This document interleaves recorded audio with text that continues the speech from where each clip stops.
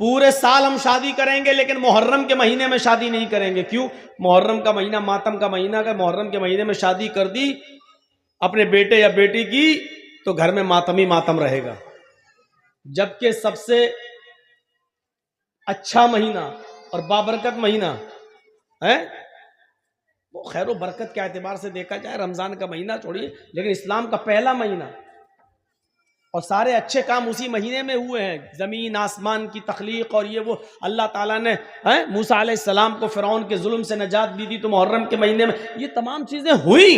लेकिन आदमी इस महीने के बारे में क्या सोचता? नहीं, मुहर्रम के महीने में हम शादी नहीं करेंगे। ये है बदशगुनी, जो अपने जिस्म को दगवाते नहीं होंगे। दगवाना समझते हैं ना? जितने लोगों ने अपने जिस्म को दगवाया है पहली फुर्सत में ऑपरेशन करके इसको मिटवा दीजिए। अगर इस हाल में मर गए तो अल्लाह की कसम तुम्हारी बख्शिश नहीं होगी। जिसके जिस्म को दागा गया हो और उसने अपने जिस्म पर दगवाया हो, ऐसा आदमी अगर मर जाए तो इसकी जनाजे की नमाज पढ़ना जायज नहीं है और इसको मुसलमानों के कब्रिस्तान में दफन करना भी जायज नहीं। इसी तरीके से यहां पर वो चलवाना, हाथ पे कुछ टेटू बनवाना, मशीन चलवाना, नाम लिखवाना या कोई टेटू बनवाना ताकि वो निशान बना रहे, इसको कहते हैं दगवाना। जो साबुन से फिर मिटता नहीं है, उसका निशान बाकी रहता है। जब तक आप ऑपरेशन नहीं कराएंगे जब तक वो मिटेगा नहीं। लिखे बैठे हैं अपनी अपनी माशूकाओं के नाम, लड़के और लड़कियां लिख बैठी हैं अपने महबूबों के नाम। कभी यहां लिख लिया, कभी यहां दगवा लिया। साहब देख, कुछ लोग तेजाब से भी लिख देते हैं, कुछ लोग छुरी से लिखते हैं काट के। ये सब दगवाने के हुक्म में शामिल है। दगवाने का शेख सालेह अल उसैमीन का फतवा है कि अगर किसी आदमी का मौत इस हाल में होती है कि उसके जिस्म पर टैटू बंधा हुआ है, दागा हुआ है, तो इस शख्स की न तो नमाज जनाजा पढ़ी जाएगी और न मुसलमानों के कब्रिस्तान में इसको दफन किया जाएगा। करने को तो कुछ भी करना। हजरत बिलाल रजी अल्लाह तआला अन्हु को अल्लाह के नबी सल्लल्लाहु अलैहि वसल्लम ने फरमाया, आए बिलाल मैंने जन्नत का दौरा किया, आए बिलाल मुझे जन्नत दिखाई गई, आए बिलाल जब मुझे मेराज हुई और मुझे जिब्रील ने जन्नत का मुआयना कराया, मुझे जन्नत दिखाई तो मैंने जन्नत देखी। जन्नत के अंदर हमने तुम्हारे जूतों की आवाज सुनी। आए बिलाल जन्नत के अंदर मैंने तुम्हारे जूतों की आवाज सुनी। तुम ऐसा कौन सा अमल करते हो जिस अमल की वजह से मैंने जन्नत के अंदर तुम्हारे जूतों की आवाज सुनी। यानी अल्लाह ने मुझे पेश की, ये बता दिया है, मुझे अल्लाह ने पहले ही से ये बाखबर कर दिया है कि मैं बिलाल को जन्नत देकर रहूंगा। आए बिलाल ऐसा अमल बताओ जो तुम दुनिया में करते हो और अल्लाह ने उस अमल के बदले में तुम्हें जन्नत दे दी। तो जानते हो हजरत बिलाल ने कौन सा अमल बताया? कहा अल्लाह के रसूल वैसे तो मैं नहीं जानता कि कोई अमल मेरा ज्यादा हो, जो सब करते हैं वो मैं भी करता हूं, जितना सब करते हैं उतना मैं भी करता हूं, लेकिन एक अमल शायद है जो मैं औरों को करते हुए नहीं देखता। फरमाया क्या? बिलाल बताओ क्या? फरमाया अय अल्लाह के रसूल मैं बगैर वुजू के कभी नहीं रहता, मैं बिना वुजू के कभी नहीं रहता। आए अल्लाह के रसूल जब भी मेरा वुजू टूटता है, जब भी मैं पेशाब और पायखाने से फारिग होता हूं, जब भी मैं सोकर उठता हूं या जब भी मेरा किसी और वजह से वुजू टूट जाता है, किसी और वजह से वुजू टूट जाता है, तो अल्लाह के नबी फिर मैं फौरन वुजू बना लेता हूं, फिर मैं फौरन वुजू बना लेता हूं। और जब भी मैं वुजू बनाता हूं तो मैं 2, 4, 6, 8 रकात जितनी अल्लाह मुझे ताकत देता है मैं जरूर पढ़ लेता हूं। यानी मैं वुजू बनाकर 2, 4 नफिल नमाज तहय्युतुल वुजू मैं जरूर अदा कर लेता हूं। पहली चीज मैं बिना वुजू के नहीं रहता, जब भी मेरा वुजू टूट जाता है मैं फौरन दोबारा वुजू बना लेता हूं, और जब भी मैं वुजू बनाता हूं तो मैं 2 रकात कम से कम तहय्युतुल वुजू जरूर पढ़ लेता हूं। अल्लाह के नबी ने कहा बस बस बस आए बिलाल यही तेरा वो अमल है जो तुझे जन्नत के अंदर ले गया। पता चला कि बावुजू रहना और जब भी वुजू बनाया जाए उसके बाद 2 रकात नफिल पढ़ लेना, ये भी जन्नत में जाने वाला एक रास्ता है। हम आए ही हैं इस दुनिया में जन्नत कमाने के लिए, वरना जो अमल करके नहीं मरता वो गोलियों से मर जाता है। देख लो, कल फिर मर्डर हुआ रात में 3 बजे। 20 साल से सबसे ज्यादा तकरीरें मेरी कत्ल पर वही मौजमपुर, हाड़ू चक और नारायणपुर वाले इलाके में होती है, कत्ल पर। क्या फर्क पड़ा है? आप ईमानदारी के साथ बता दीजिए, तकरीरों का कोई असर हो रहा है? जलसा चाहिए मौलाना जर्जीस साहब का, कोई और मौलाना नहीं चलेगा, जर्जीस साहब हर हाल में चाहिए। और जर्जीस साहब की 20 साल की तकरीरों का असर देखो, न कत्ल बंद हो रहा है, न जराइम बंद हो रहे हैं, न कैरम बोर्ड बंद हो रहा है, न गाली गलूच, न शराब नोशी, न सूद, न ब्याज, कोई कमी उसमें नहीं आ रही है। ये सूरत हाल पैदा है। हम और आप सब इस दुनिया में, इसीलिए मैंने कहा कल का भरोसा नहीं। बताइए, 16 साल का लड़का, 19 साल का आदमी, अभी उस बेचारे ने जिंदगी में देखा क्या था? मैं नहीं जानता हूं कि वो अच्छा था या बुरा। अच्छे और बुरे का फैसला तो मेरे भाइयों सिर्फ अल्लाह के अलावा कोई नहीं कर सकता। और याद करो उस जंग को जिसमें एक काफिर कई मुसलमान सहाबा को कत्ल कर चुका है, और जब एक सहाबी उसके पास पहुंच गए और उसको मारने के लिए तलवार उठाई, क्योंकि वो कई लोगों को मार चुका था, जब सहाबी ने उसके पेट में तलवार मारना चाहिए, मौका अच्छा था, तो उसने फौरन तलवार फेंक दी और कहने लगा अशहदु अल्ला इलाहा इल्लल्लाह व अशहदु अन्ना मुहम्मदन अब्दुहु व रसूलुहु। देखो मैंने तलवार फेंक दी, कलमा पढ़ लिया, अब मुझे मत मारो, मैं मुसलमान हूं, मैं सहाबी, मैं इस्लाम ला चुका हूं। उस सहाबी ने तलवार रोक ली और रोकने के बाद कुछ सोचने लगा, कुछ सोचा और सोचने के बाद उठाकर तलवार मार ही दी और उसको मार डाला।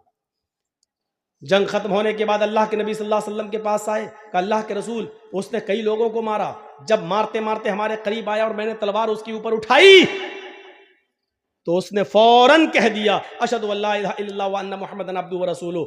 उसने तलवार फेंक दी थी, कहने लगा कि मैं इस्लाम ले आया, मुझे मत मारो, मैंने रोक लिया तलवार, लेकिन उसके बाद फिर मैंने तलवार मार दी, क्योंकि मैंने जान लिया था कि वो मौत के डर से कह रहा है। उसने देख लिया कि तलवार मेरे हाथ में, वो मौत से बचने के लिए कलमा पढ़ रहा है। अल्लाह के नबी सल्लल्लाहु अलैहि वसल्लम ने फरमाया लिमा कतलता लिमा कतलहू, तुमने उसको, लिमा कतलतहू, तुमने उसको कत्ल क्यों किया? जब उसने कलमा पढ़ लिया था तो तुमने उसको कत्ल क्यों किया? इस सहाबी ने जवाब दिया, आय अल्लाह के नबी, वो मौत के डर से कलमा पढ़ रहा था, उसने जब देख लिया कि मेरे हाथ में तलवार है और यह आदमी मुझे बिल्कुल मारने के दर पे है, तब उसने मौत से बचने के लिए कलमा पढ़ लिया, इसलिए मैंने उसको मार दिया। फरमाया अशक़क़्त क़ल्बहू, उसने मौत के डर से कलमा पढ़ा या अल्लाह के डर से कलमा पढ़ा, ये तुझे कैसे पता चला? क्या तूने उसके दिल को चीर कर देख लिया था? क्या तू उसके दिल में घुसा हुआ था? तुझे कैसे पता चला कि उसने मौत के डर से पढ़ा है या अल्लाह के डर से? कल कयामत के दिन तू इस कलमे को क्या जवाब देगा? कल कयामत के दिन ये कलमा जब आएगा, ला इलाहा इल्लल्लाह मुहम्मदुर रसूलुल्लाह, जब इसकी जबान से ये कलमा निकलते हुए आएगा तो तू इस कलमे को कल क्या जवाब देगा? कयामत के दिन तू इस कलमे को क्या जवाब देगा? इस कलमे की गर्दन का हाथ तेरे गरिबान पर होगा, तू इस कलमे को कल कयामत के दिन क्या जवाब देगा? मेरे भाइयों, इस हदीस से पता चलता है कि किसी भी कलमा गो मुसलमान को मारना, किसी मुसलमान को कत्ल करना कितना बड़ा जुर्म है। उस कयामत के दिन जिस आदमी को कत्ल किया गया है, मकतूल जिसको कत्ल किया गया है, कयामत के दिन अपने कातिल को ढूंढेगा, इधर उधर पूरे मैदाने मैशर में ढूंढता फिरेगा। जब कातिल उसको नजर आ जाएगा तो ये उसके सर के बाल पकड़कर उसको खींचते हुए लाएगा और सीधे लाकर अल्लाह रब्बुल आलमीन के सामने लाकर खड़ा कर देगा। अल्लाह पूछेगा मेरे बंदे ये क्या है? वो कहेगा आय अल्लाह, ये मेरा, इसको मैं खींच कर तेरे दरबार में लाया हूं। आए मेरे परवरदिगार, आय अल्लाह, सल हाजा लिमा कतलनी, आज तू इससे सवाल करके इसने दुनिया में मुझे क्यों मारा था? आज इससे तू सवाल कर इसने दुनिया में मुझे क्यों कत्ल किया था? आज इससे तू पूछ इसने दुनिया में मुझे क्यों कत्ल किया था? मुझे कत्ल करने के बाद मेरी बीवी को बेवा किया था, मेरे बच्चों को यतीम किया था। इससे पूछ के मेरी बीवी का क्या कसूर था जो तूने उसको बेवा कर दिया? इससे पूछ के मेरे बच्चों का क्या कसूर था कि तूने उसको यतीम कर दिया? इससे पूछ कि मेरी बाप का, मेरी मां का क्या कसूर था कि तूने उससे उसकी औलाद छीन ली? वो रोते रहे। पूछ इससे, आय अल्लाह, ये मेरे सवाल का जवाब नहीं देगा, आज तेरे सवाल का जवाब देगा। सल हाजा लिमा कतलनी, इससे पूछ कि इसने दुनिया में मुझे क्यों मारा था, इसने दुनिया में मुझे क्यों कत्ल किया था? इस हदीस के होते हुए कितना बड़ा दिल और कितना बड़ा कलेजा है कातिलों का, ये सोचकर कि एक दिन उनको भी मरना है, ये सोचकर उनके दिल क्यों नहीं कांप जाते? ऐसे नहीं मरेगा तो आदमी ऐसे मरेगा, मरना है। हाँ, यही वो अमल है जिसने तुम्हें जन्नत के करीब कर दिया है, बावुजू रहना। और जब भी वुजू टूटता, और याद रखिएगा वुजू उन्हीं चीजों से टूटता है जिन चीजों को अल्लाह के रसूल ने बयान कर दिया है। माँ अखरजा मिनस सबीलैन, पेशाब और पायखाने के रास्ते से किसी भी चीज़ के निकलने से वुज़ू टूट जाता है। पेशाब करने से भी वुज़ू टूट जाता है, लैट्रिन करने से भी वुज़ू टूट जाता है, हवा के खारिज हो जाने से वुज़ू टूट जाता है। इसी तरीके से गहरी नींद सो जाने से, सोकर उठने से वुज़ू टूट जाता है। इसी तरीके से कै आ जाए, उल्टी आ जाए, उससे वुज़ू टूट जाता है। इसी तरीके से आपकी नाक के नक्सीर फूट जाए तो उससे वुज़ू टूट जाता है। इसके अलावा और चीज़ों से वुज़ू नहीं टूटता, अगरचे वो गुनाही क्यों ना हो। मसलन कोई पूछता है कि मौलाना साहब मैं वुज़ू बना के आया लेकिन नमाज खड़ी होने में थोड़ा टाइम है, अगर वुज़ू की हालत में बीड़ी पी लूँ तो वुज़ू टूट जाएगा या नहीं टूटेगा? तो सुन लो, बीड़ी पीने से वुज़ू नहीं टूटता है, सिगरेट पीने से वुज़ू नहीं टूटता है, लेकिन बीड़ी और सिगरेट के पीने का गुनाह आपको पड़ेगा। और बात खुलकर कह दूं, शराब पीने से भी वुज़ू नहीं टूटेगा। हाँ, शराब पीने के बाद नशा इतना आया कि आपको होश ही नहीं है, तब आपका वुज़ू टूट जाएगा, क्योंकि अब आपको होश नहीं है। वुज़ू आपका तब टूटेगा, लेकिन शराब पीने से वुज़ू नहीं टूटेगा, लेकिन शराब पीने का गुनाह पड़ेगा। इससे भी ज्यादा खुल के कह दूं, माँ बहन की गालियां जो लोग दे देते हैं वुज़ू की हालत में, गाली देने से भी वुज़ू नहीं टूटेगा, क्योंकि शरीयत ने वुज़ू टूटने की जो शराइत बताई हैं उनमें गाली देना शामिल नहीं है। गाली देने से भी वुज़ू नहीं टूटेगा, लेकिन गाली देने का गुनाह पड़ेगा। हाँ, ऊंट का गोश्त खाने से वुज़ू टूट जाएगा। सारी कोई भी चीज खाइए, किसी भी चीज के खाने से वुज़ू नहीं टूटेगा, लेकिन ऊंट का गोश्त खाने से वुज़ू टूट जाएगा। यह हदीस है। क्यों टूटेगा मसलहत नहीं मालूम है, लेकिन बाज़ उलमा ने लिखा है, शारहीन हदीस ने लिखा है, चूंकि ऊंट बहुत गर्म होता है और गर्म चीज खाने के बाद उसकी गर्मी को खत्म करने के लिए पानी की जरूरत पड़ती है, इसलिए वुज़ू बताया है। लेकिन ये मसलहत ऐसे ही लोगों ने बता दी है, इसकी कोई दलील नहीं है। जहां तक मेरा अपना इल्मी नाकिस इल्म का तकाजा है, मैं कह सकता हूं कि वुज़ू के टूटने की शायद ये वजह हो सकती है कि ऊंटों के ऊपर जिन्नात का साया ज्यादा होता है। ऊंट के ऊपर अक्सर जिन्नात का साया ज्यादा होता है और जिन्नात आग से पैदा होते हैं, इसलिए आग को बुझाने के लिए पानी की जरूरत पड़ती है। इसलिए ऊंट को खाकर, उसका गोश्त खाकर कहीं ऊंट के ऊपर जो सवार जिन्नात, उसका असर आपके ऊपर ना आ जाए, इसलिए उस जिन्नात के असर को खत्म करने के लिए वुज़ू की जरूरत है। वुज़ू बना लेंगे तो असर खत्म हो जाएगा, शायद इसलिए वुज़ू बताया हो। लेकिन वजह कुछ भी हो, सच यह है कि ऊंट का गोश्त खाने से वुज़ू टूट जाता है।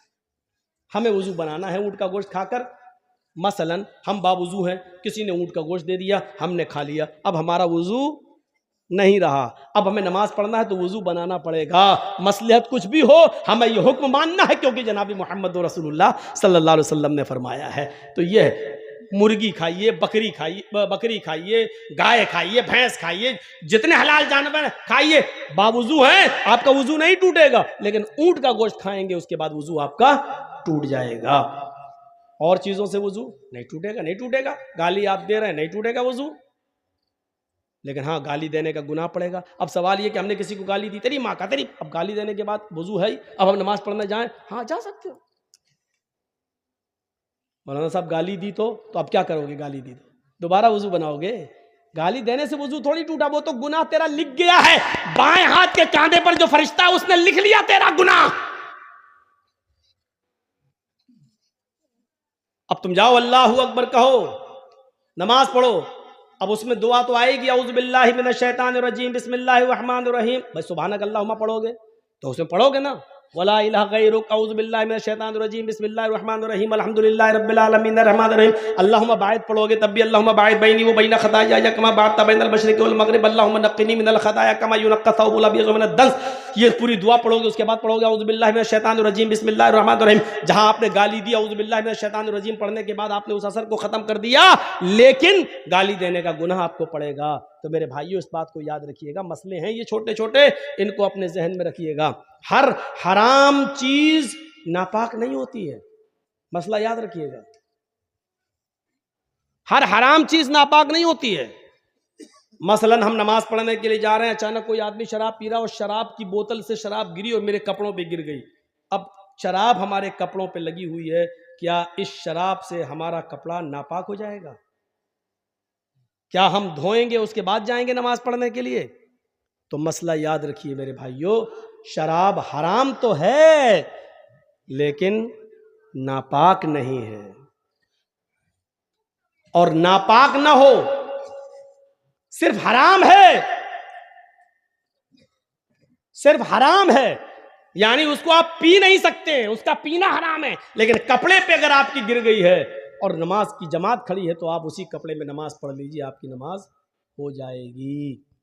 इसी तरीके से आपने किसी जानवर को ज़िबा किया, बकरे को या गाय को, और छुरी चलाते वक्त खून की छींटें आपके कपड़े पे आ गई, खून हराम तो है।